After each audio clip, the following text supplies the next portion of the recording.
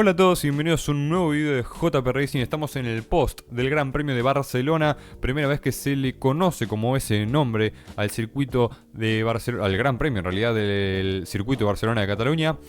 Y arrancamos con una carrera que no fue de las más entretenidas, por lo menos no en cuanto a acción en pista, pero hemos tenido un factor que hace tiempo no lo tenemos en esta Fórmula 1, que es degradación de neumáticos.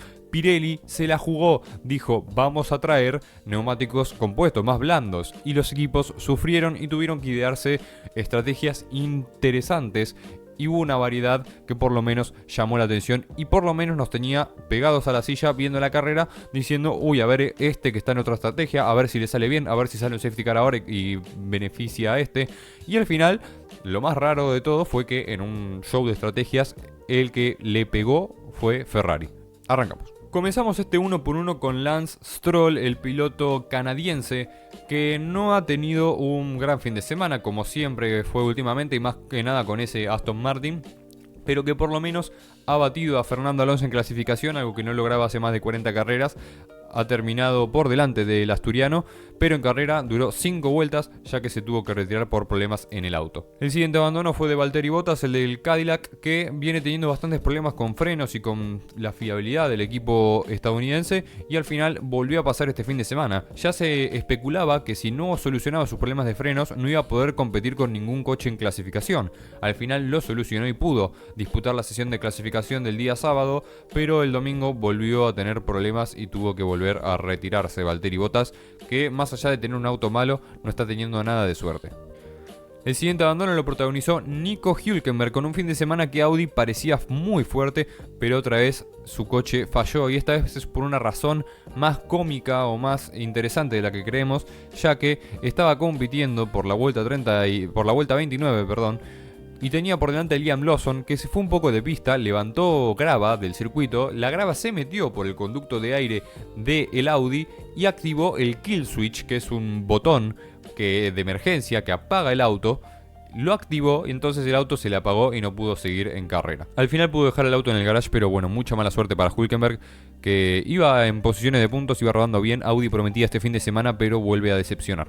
El siguiente abandono y el que activó todo el caos en la carrera es el de Fernando Alonso, el piloto asturiano que no iba a tener tanta suerte como en Mónaco. Evidentemente la carrera no iba a ser tan loca como en el Principado, entonces las chances de puntuar de Aston Martin si ya eran ínfimas se volvieron casi cero. Y más aún si la fiabilidad de ese coche es horrible, porque en la vuelta 37 Fernando Alonso tuvo que retirarse en la curva 8 producto de un fallo en su auto, y tuvo que abandonar el auto y provocar un virtual safety car. Y el siguiente abandono es el de Alexander Albon, que terminó una carrera en la que finalizaron 14 coches, pero terminó 18º. Una cosa extraña que no fue por falta de ritmo o porque iba lento, sino que fue porque Williams tuvo un problema en la vuelta 38, metieron a Albon en boxes y parecía que se retiraba porque metieron el coche en el garage, pero decidieron 9 vueltas después volver a la pista para probar cosas, para sumar kilometraje. Un Williams que reportaban que había perdido 1,5 kg de peso en el monoplaza. Recordemos que arrancó la temporada con sobrepeso y que iba a bajar a medida que pasaban las carreras. Y parecía que era un fin de semana de Williams que, debido a esto y que ya venían mejorando, iban a puntuar, iban a sumar muchos puntos, iban a tener chances. Pero entre que Albon clasificó 18º y en carrera no le fue bien y tuvo este problema y tuvo que volver a la carrera con 8 vueltas menos, que posteriormente se volvieron 11, mucho más para hacer una vía para Alex. Esperemos que haya podido probar lo que quería para el futuro. 17º, que en realidad también abandonó, pero al haber sido en las últimas 6 vueltas de carrera se cuenta como finalizada, es Oliver Behrman, un Haas que está desaparecido, un Haas que no sé qué le pasó, que arrancó la temporada como el quinto, el sexto mejor coche, y a medida que pasaban las carreras, a medida que iba perdiendo posiciones, iba perdiendo con Alpine, con Racing Bulls, con Williams y ahora también con Audi. Y también, aparte de los problemas de fiabilidad, hay poco ritmo. Y bueno, Behrman tuvo que abandonar en la vuelta 60 a 6 del final. Se desconoce la razón, pero probablemente haya sido o un fallo técnico o para guardar partes y motor.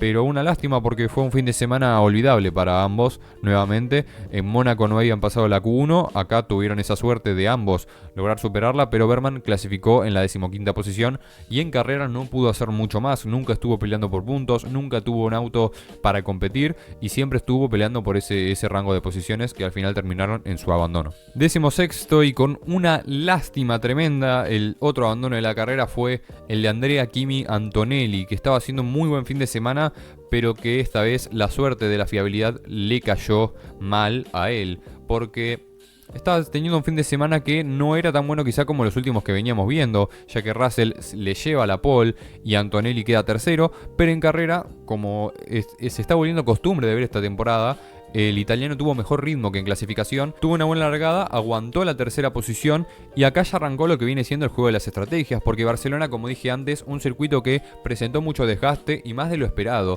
para los equipos, por ende se esperaba que hubiesen 2 paradas, quizás hasta 3.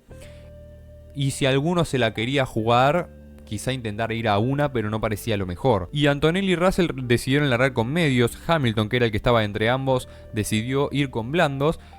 Entonces llegó el momento de la primera parada en boxes. Hamilton, evidentemente, al tener el neumático blando, paró en la vuelta 11, paró antes que los Mercedes, pero el medio no iba a durar muchísimo más que el blando, de hecho tenían un desgaste similar, y Russell decidió parar en la vuelta 12 para evitar un posible undercut de Hamilton, mientras que Antonelli lo hizo en la vuelta 14 para evitar un posible undercut de Norris, que también estaba metido en la pelea. Ya de ahí Antonelli puso el neumático duro para después volverse a detener en la vuelta 37 para evitar otra vez un intento de undercut de Lando Norris, que se detuvo en la vuelta 35, y aparte para atacar a Russell, que había parado la vuelta anterior porque había una pelea por el segundo puesto entre Russell y Antonelli.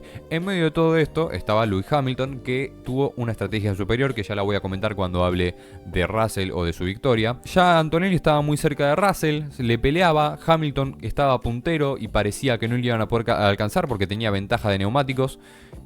Y entonces Antonelli empezó a pelearle a Russell, empezó a intentar tirarle el auto. De hecho, se tocaron en un momento y el endplay de Antonelli voló por los aires. Y ocurre que en la vuelta 61 Antonelli se lanza en la primera curva, lo adelanta a Russell y segundo lugar. Parecía que Antonelli volvía a extender su liderazgo con Russell, pero 3 curvas más tarde el coche se le apagó. Y esa vez que vimos en Canadá como a Russell se le destruían los sueños por la fiabilidad del Mercedes, esta vez le pasó a Antonelli. Que para destacar algo positivo del italiano es que, por lo menos, cuando Russell abandonó, Antonelli le sacó 25 puntos al británico, y ahora que Antonelli tuvo esa mala suerte de retirarse de la carrera, solo perdió 18, que es bastante. Por lo menos no es lo mismo, y por lo menos ahí tenemos una pequeña ganancia de Antonelli. Aunque, si hilamos fino, es verdad que el escolta de Antonelli, a partir de después de Mónaco, y en esta carrera aún más, es Hamilton. Y con Hamilton sí perdió 25 puntos, que hay que esperar. Hay que esperar porque uno nunca sabe lo que puede pasar en la Fórmula 1, más que nada en este año donde hay cambios de reglamento en el transcurso de la temporada. Pero bueno, Antonelli le tocó retirarse esta vez, rompe con su buena racha de terminar carreras y de terminar en puntos y de ganarlas, porque venía con 5 victorias consecutivas el piloto italiano. Y bueno, esperemos que para la próxima carrera en Austria vuelva a estar en lo más alto. El siguiente abandono que me parte el alma es el de Charles Leclerc, que fue en la vuelta 62. Tuvimos muchas eventualidades en estas últimas vueltas de carrera, pero el piloto monegasco tuvo una sesión de clasificación deprimente, ya que en su primer intento de la Q3, en la curva 4, en un intento para corregir el auto que se le iba de trompa, metió un volantazo y ahí se fue para el otro lado, entonces se chocó contra la pared en la curva 4 y tuvo que retirarse, no pudo hacer vuelta, largó en la 10ª posición. Por suerte los daños no fueron tan sustanciales como para tener que largar desde boxes. Largó con neumático medio, se detuvo en la vuelta 16 y después en la 39 volvió a detenerse. En ambos stints usó neumático duro y de ahí fue hasta el final. Pero, ocurre el abandono de Antonelli, que provoca un virtual safety car, y justo en ese momento, cuando abandona Antonelli, Leclerc pierde el sistema hidráulico del auto. Se ve en la onboard como hace la curva 1 y la curva 2 ya el coche no le dobla de la misma manera, no puede hacerlo girar, por ende tuvo que llegar a boxes, meter el auto ahí y retirarse. Y ahora sí, después de esa larga lista de abandonos, tenemos los que terminaron la carrera. En el último lugar, 14º, Sergio Checo Pérez. que sinceramente mucho para mencionar no tengo, más allá de que clasificación evidentemente no pasó la Q1, quedó 19º, pero que por lo menos Checo tiene la suerte de que no tener una fiabilidad tan pésima como la suele tener Valtteri Bottas. Está bien que si lo comparamos con otros equipos sigue siendo mala la fiabilidad de Cadillac, por lo menos del de Checo Pérez, pero en comparación con su compañero vos ves eso y decís, bueno, podría ser peor. Mucho más que eso no tengo para mencionar de Checo Pérez, así que continuamos con el que terminó 13º, que es Esteban Ocon, que tengo una situación similar, porque clasificó peor que Berman, 17º, y en carrera sinceramente no se lo vio mucho, no peleó por puntos, no tuvo una estrategia llamativa, no hizo demasiado Esteban Ocon, que acá estoy viendo por si se me pierde algo de su carrera. Paró por primera vez en la vuelta 13, paró por segunda vez en la vuelta 34 y paró por tercera vez en la vuelta 58. Largó con neumático blando, puso neumático duro, después medio y después volvió a poner el blando para terminar la carrera. Imagino que bajó ese último virtual safety car, pero mucho más que eso no tengo para mencionar de pobre Esteban Ocon, que sigue dejando que desear, a pesar de que ahora no es solo él el que deja que desear, es toda la escudería Haas. 12º tenemos a Carlos Sainz, que me decepcionó sinceramente en este fin de semana. Esperaba muchísimo más de Williams. Un Carlos Sainz que clasificó en la 16ª posición y que largó con neumático blando, paró por primera vez en la vuelta 14, se volvió a detener en la vuelta 30 y finalmente hizo una tercera parada en la vuelta 55 en honor a su número con el que corre. Pasó por los tres compuestos, blando, duro, medio, y no mucho más para mencionar porque su carrera tampoco tuvo demasiada actividad, más allá de que fue uno de los pocos y que acertaron en hacer 3 paradas. 11ª posición para Gabriel Bortoleto, el piloto brasilero, que sinceramente tampoco tengo demasiado para mencionar porque clasificó 12º, parecía que era un fin de semana ideal para Audi considerando que Hülkenberg pasó la Q3 y Bortoleto quedó 12º, pero en carrera, si bien esta vez no fue víctima de algún problema de fiabilidad, no tuvo su mejor carrera, ya que largó con neumático medio, después puso neumático duro y después terminó la carrera con el neumático blando, pero que sinceramente no tuvo demasiada actividad considerando que terminó a 40 segundos de las posiciones de puntos.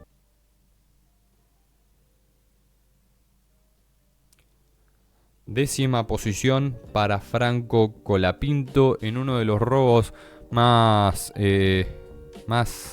poco dignos que he visto por parte de la FIA, y ya sé que van a decir que esto es porque soy argentino, que está bien sancionado y todo, y ya vamos a hablar de eso. Primero hablemos de lo que fue el fin de semana de Colapinto, que parecía que iba a ser un fin de semana para Alpine complicado. De hecho, el piloto argentino hizo referencia al coche del año pasado, que era un caracol, y que parecía como uno de esos fines de semana en donde no encontraban la puesta a punto, en donde el coche no se sentía bien, sufría mucho. Y pasaba el fin de semana, en clasificación quedó 13º por delante de Pierre Gasly. En carrera subió 2 posiciones en la largada, se puso 11º, después pierde el lugar con Hadjar y después tiene que dejar pasar a Gasly. Colapinto que largó con blandos a diferencia de su compañero que largó con medios. Y después puso en la vuelta 12, puso neumático duro y se volvió a detener en la vuelta 34 para volver a poner otro set de neumáticos duros. Hizo 2 paradas el argentino y estaba haciendo una buena carrera, estaba en puntos, estaba 10º por el abandono de Hülkenberg, se mantenía por detrás de Gasly y mantenía detrás a Lawson. Pero llega el primer virtual safety car de Fernando Alonso y ahí investigan a Hamilton y a Colapinto por fallar al desacelerar en una zona de bandera amarilla, que es, el reglamento pone que cuando hay doble bandera amarilla o un virtual safety car o un safety car, el piloto tiene que levantar el pie y bajar la velocidad hasta cierto punto, porque al parecer la FIA es selectiva con las sanciones, porque decide a quién sancionar y a quién no. Y antes de meterme en la sanción de Colapinto voy a hablar de otra cuestión relacionada a él, porque como todos sabemos, saltarse una curva está mal, y saltarse una curva y ganar una posición es peor. La FIA tiene ciertas excepciones cuando es la vuelta 1 y la curva 1 con saltarse una curva. Ahora, en el momento en el que saltás una curva, adelantás a alguien, que puede pasar porque son 3 coches en paralelo, no entran, tenés que saltarte la curva, pasaste a uno, bueno, lo volviste a dejar pasar, listo, se soluciona. El problema es que a Colapinto le pasó esto. Colapinto llega a la curva 1 en paralelo con Hülkenberg y con Lindblad, 2 pilotos que salen de pista y se saltan la curva 2. La curva 2 tiene una calle de escapatoria que los pilotos deben tomar para volver al circuito. Si se saltan la curva y no toman esa calle, es sanción. Pero eso te lo tomo porque Hülkenberg no toma esa calle de escapatoria, te lo tomo que no lo pueden sancionar porque vuelta 1, curva 1 puede pasar. Ahora bien, Colapinto, en el momento en el que ambos deciden salirse de pista, estaba por delante de esos 2 pilotos y la FIA lo investiga y dice que no porque bueno, es curva 1, listo, no pasa nada. Pero a ver, primero, Mónaco curva 1, sancionaste a pilotos tanto de Fórmula 2 como de Fórmula 1 por saltarse curva y ganar una posición. Segundo, literalmente en la carrera de Fórmula 2 de España, sancionaste a Nico Barrone, que se salta la curva por un toque con Montoya y que encima toma la calle escapatoria, cosa que Rafael Cámara, por ejemplo, en la misma carrera no hizo, y a él ni lo investigaste. A Nico Barrone lo sancionaste porque se saltó la curva y no devolvió la posición que Montoya ya había perdido con Stenshorn. Entonces ahí, bueno, no es la curva 1, pero y si ganó una posición. O sea, yo entonces, la carrera que viene, en Austria agarro, paso por el pato la primera curva, paso a 5, pero la primera curva, vuelta 1, me echaron de pista, perdón, no tuve otra opción. Y a los que se quedaron atrás que se jodan. No tiene sentido, no una vez más, irregularidad de la FIA, papelón de la FIA. Y uno no quiere ponerse supersticioso de que no es porque los sudamericanos, que la FIA los odia, que son racistas. Uno no quiere ponerse así. Pero después uno no sabe qué pensar. Porque ves que a Hamilton no lo sancionaron por lo mismo, que Russell y Antonelli hicieron lo mismo que Colapinto en la zona de bandera amarilla y no lo sancionaron. Lo que dije ahora de Lindblad y Hülkenberg en la curva 1, no lo sancionaron, por lo menos tuvieron la decencia de investigarlo, porque muchas veces ni los investigan. Y acá voy a citar a un creador que consumo mucho, que me parece un gran creador de contenido y me parece una de las grandes caras que tiene la Fórmula 1 hispana, que es Víctor Abad. Tenemos acá el tweet que puso Víctor Abad después de la sanción de Colapinto, después de haberla revisado él, que tiene más datos de telemetría. Pues no me cuadra. He sacado de la telemetría las velocidades de los 3 primeros pilotos que pasaron por esa zona de bandera amarilla. Todos los puntos de medida posibles disponibles. La media entre Russell, Antonelli y Colapinto es idéntica. Y si reducimos más la zona de medición, centrados en el vértice de la curva 9, donde estaba el coche detenido de Alonso, Colapinto es solo 1,2 kilómetros más rápido de media. Porque uno recibe 10 segundos de penalización, que encima lo sancionaron con 10 segundos, y lo del otro ni se anota. Me flipan estas sanciones de la FIA basadas en la sensación de velocidad que le da a 4 tíos viendo una cámara on board. Y yo estoy completamente de acuerdo, porque acá tenemos la foto de los puntos de media de esta secuencia de curvas y vemos que la velocidad es la misma, 222, 219, 219, 224, 224, 223, 226, 226, 226. Y acá tenemos la velocidad media de paso, 214,2, 213,8, 213,9. Es decir, Colapinto fue más lento que Russell en todo ese tramo. Por poco, o sea, por nada, pero fue más lento. Y si hablamos de justo la curva 9, que Colapinto es un poco más rápido, es solamente en ese tramo y es por 1,2 kilómetros. Sancionar a alguien con 10 segundos por 1,2 kilómetros, aunque primero que no es sancionable, aunque fuera sancionable, 10 segundos meterle, y aparte un punto de superlicencia, que esa es otra. No pusieron punto de superlicencia. Esta temporada la FIA no sacó punto de superlicencia por ningún tipo de acción. Y en esta acción en específico, que ni siquiera fue de un contacto, de un toque, de culpa de uno, culpa de otro, fue una bandera amarilla. Y no...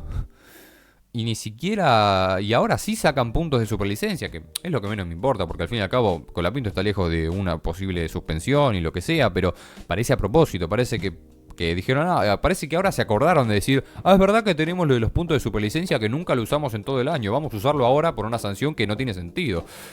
Y me parece indignante, me parece estúpido, me parece de todos los tipos de adjetivos y sustantivos posibles que encuentren, negativos, me parece.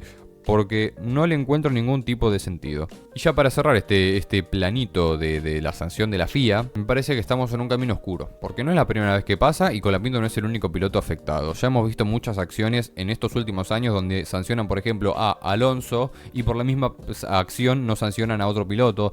Donde sancionan a Lawson y por la misma acción no sancionan a Norris. Por poner ejemplos. Y acá ya vimos que sancionaron a Colapinto, por la misma acción no sancionaron a Russell o Antonelli. El problema no es en sí que sancionen a Colapinto.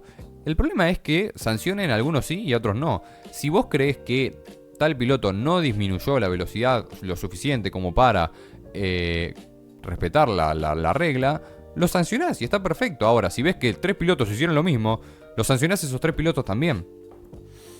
Sinceramente me parece algo increíble e indignante. Como ya dije. Pero bueno, continuamos Continuamos. Una pena porque Colapinto quedó octavo, había sumado 4 puntos, lo había pasado a Berman en el campeonato y ahora por lo menos puntuó. Hay que agradecer que abandonaron a Antonelli y Leclerc y que pudo subir esas posiciones porque por lo menos puntuó, porque si de haber sido... Si no abandonaban esos dos, Colapinto no iba a puntuar. Entonces, bueno, por lo menos puntuó y volvió a sumar puntos en un gran premio, lo cual me parece importante. Noveno lugar para Arvid Lindblad en una de las estrategias más extrañas quizás de este fin de semana y de las más erróneas. Que clasificó en el 11º lugar, ocurrió esto de la curva 1 que les comentaba recién donde se saltó la chicane, pero se mantenía en esas posiciones. Y su primera parada fue en la vuelta 22, fue la primera parada más tarde de la carrera. Y de ahí puso el neumático duro. Yo pensaba que ahí pensaba en ir hasta el final, intentar aguantar hasta el final. Pero su segunda parada fue bastante cercana en relación a la del resto, porque fue en la vuelta 37. Y ahí vuelve a poner el neumático duro. Y de ahí fue hasta el final, sí, con mejor ritmo que el oso Nicolás Pinto, pero que estaba algo lejos. Se mantuvo a 10 segundos del piloto argentino por lo menos y pudo subir esa posición gracias a la sanción que le propinó la FIA. Octavo tenemos a Liam Lawson en un fin de semana correcto para él, que clasificó en la misma posición y que vemos que largó con neumático medio. Su primera parada fue en la vuelta 11, metió neumático duro, y su segunda parada fue en la vuelta 35, una vuelta después que de Colapinto, que le hizo un undercut y ahí perdió esa última posición de puntos, o por lo menos que en ese momento era la última posición de puntos, y de ahí se mantuvo a 3 segundos, 2 segundos, 1 segundo, 5 de Colapinto, pero nunca pudo alcanzarlo, nunca pudo intentar adelantarlo, pero al final subió la posición por la sanción del piloto argentino. Fin de semana correcto para Lawson, que suma 4 puntos y que están bien. Y séptimo y otro gran fin de semana para él está Pierre Gasly, que clasificó 14º y en carrera largó con el neumático medio, paró en la vuelta 14, puso neumático duro, después Colapinto lo dejó pasar y peleó con Hülkenberg, con Lawson y con Lindblad. Y después en la vuelta 40 hizo su segunda parada, extendió bastante y ayudado también por el virtual safety car provocado por Alonso, volvió a parar, volvió a poner otro set de duros y ahí se quedó en la séptima posición y nadie lo pudo adelantar. Ya vamos para el sexto lugar con Isaac Hadjar, que tuvo un fin de semana correcto, que clasificó en la misma posición, pero en la largada se ve que no cargó bien el turbo o algo le pasó a ese auto porque se quedó no parado, pero largó muy lento a pesar de que no reaccionó tan mal. Y perdió casi todas las posiciones, quedó como 18º y después pudo subir muy rápidamente de posiciones. Ahí te das cuenta la diferencia de ritmo entre el Red Bull y los coches de zona media-baja, porque agarraba en la curva 3, una curva que no suele haber adelantamientos, y como tenía mucho más agarre, mucho más ritmo, mucho más velocidad, los adelantaba a los otros pilotos. Entonces... no mucho más para comentar de Hadjar, que después de subir esas posiciones se mantuvo en el sexto lugar y sobre el final paró y puso neumático blando. Y nada, poco más para el piloto francés. Quinto lugar para Oscar Piastri, que sinceramente tuvo un fin de semana bastante calladito, que clasificó en la séptima posición, se puso sexto en la largada. Clasificó en la séptima posición, se puso sexto en la largada y después ganó la posición de Antonelli con el abandono. Y ahí termina en quinto lugar. Su estrategia fue común, paró por primera vez en la vuelta 14, se volvió a detener en la vuelta 36 y fue a 2 paradas. Y sinceramente no mucho para mencionar porque no estuvo metido en la pelea ni del liderato, ni del podio, ni de nada. Entonces, quinto Oscar Piastri. Cuarto lugar para Max Verstappen con también un fin de semana algo callado, que en clasificación quedó quinto y en la carrera lo mismo, se mantuvo en esa posición hasta el abandono de Antonelli, y que la verdad no tengo demasiado para comentar. Algo que sí no comenté con Piastri, que con el único que tuvo alguna pelea fue con Leclerc, pero posteriormente abandonó. Y de Verstappen lo mismo, él sí fue a 3 paradas, paró por primera vez en la vuelta 12, después se volvió a detener en la vuelta 29 y finalmente... culminó su estrategia con otra detención en la vuelta 40 aprovechando el virtual safety car. Pero mucho más para mencionar no tengo porque, bueno, lo mismo. Fue una carrera bastante calladita porque los de adelante estaban lejos y los de atrás también. Tercer lugar y con un muy buen fin de semana tenemos a Lando Norris, que clasificó en la cuarta posición y se mantuvo ahí, pero estuvo peleando con Antonelli y con Russell, les estuvo poniendo en jaque, estuvo siempre parando antes intentando hacerles un undercut y obligando a los Mercedes a parar por eso. Nunca pudo adelantarlos, pero bueno, después llega el merecido podio con el abandono de Antonelli. Y poco más para mencionar, paró por primera vez en la vuelta 13, provocando que Antonelli pare en la vuelta 14. Después volvió a detenerse en la vuelta 35, provocando que Antonelli pare en la vuelta 37. Y finalmente abandonó Antonelli, podio para Norris, uno más que se lleva. Y bien. Segundo puesto y que por fin puede agarrar algo de aire es George Russell, a pesar de que no logró una victoria, por lo menos descontar 18 puntos después de todo el caos que fueron estos últimos grandes premios es algo meritorio. Y Russell, que hizo la pole, hizo los deberes en clasificación, pero en carrera otra vez estuvo falto de ritmo. Peleó un poco con Hamilton, pero Ferrari sorprendentemente les gana la mano desde la estrategia y después se le acerca a Antonelli. Antonelli obviamente intentó adelantarlo, después le dijeron, che, no peleen porque tenemos que intentar alcanzar a Hamilton. Y al final, cuando vieron que Hamilton estaba muy lejos, volvieron a pelear y Russell volvió a quedar expuesto porque Russell vuelve a perder la posición con Antonelli. Otro fin de semana que Antonelli se muestra más rápido y mejor que el piloto británico, porque al fin y al cabo puedes tener la mejor clasificación de todos los tiempos, que si en carrera no sos más rápido que tu compañero, no vas a tener un gran fin de semana. Y a Russell le viene pasando esto, que si bien, ponele, en Mónaco la clasificación de Antonelli fue mejor, en Canadá la pole fue de Russell, tuvo ese problema, y generalmente hemos visto mejores clasificaciones del británico. Más allá de eso, lo pasa Antonelli, abandona Antonelli, al final pasó de perder puntos con el italiano a ganarle el 18 y no gana la carrera. Que bueno, eso se tiene que trabajar porque Hamilton es el que está segundo en el campeonato de pilotos y ahora le saca más distancia, le saca 6 puntos más y se acerca a Antonelli. Y no vaya a ser que de la nada Hamilton y Ferrari se vuelvan una amenaza para Mercedes. No creo. Tampoco me voy a ilusionar, porque ya me ilusioné demasiadas veces. Pero... nada, la dejo ahí. Y ganador, victoria número 106. El mejor piloto del siglo pasado. De la década pasada, perdón. Lewis Hamilton, la verdad, poco más para decir. Si bien obviamente hubo una cuota de estrategia, vos lo comparás al fin de semana con Leclerc. Leclerc choca en clasificación y no puede ni siquiera pelear por la pole. Hamilton estuvo muy cerca de arrebatársela a Russell, quedó segundo y ya de ahí una carrera inteligente por parte de Ferrari porque largó con blandos, para en la vuelta 11, obligando a Russell a parar una vuelta después para evitar un posible undercut. Y después se vuelve a detener ya en la vuelta 27, una parada que fue mucho más rápida de lo que todo el mundo esperaba. Y de ahí pasó del neumático duro al neumático medio. Y ahí empezó a recortar, a pasar, pasó a Verstappen, pasó a Piastri, Leclerc lo dejó pasar evidentemente. Y alcanzó a Norris y ya después empezaron la segunda tanda de paradas del resto, que iba a 2 paradas nada más. Y Hamilton en la vuelta 41, ya con el Virtual Safety Car, se vuelve a detener y sale líder. Si había alguna duda de la victoria de Hamilton era de si parando, haciendo esa tercera parada, iba a lograr alcanzar y adelantar a los Mercedes. Llegó el Virtual Safety Car y ese problema se le solucionó como magia, porque ya paró en boxes, salió con neumático fresco y salió primero. Entonces ya era muy difícil que los Mercedes tengan más ritmo que el piloto de Ferrari. Que bueno, encima en un momento fue investigado por esto de el periodo de bandera amarilla.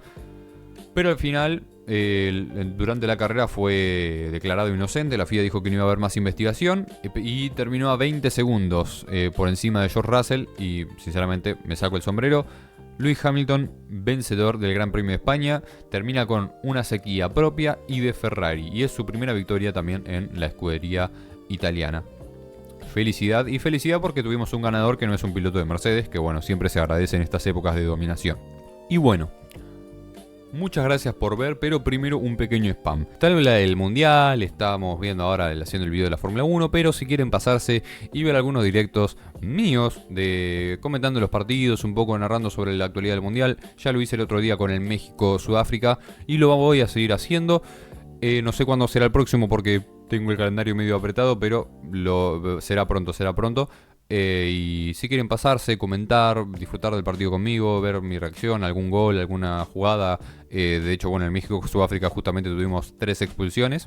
Pásense por mi canal de Twitch, van a tener el link en la descripción para que me sigan, para que activen las notificaciones y así puedan saber cuando estoy en vivo y unirse.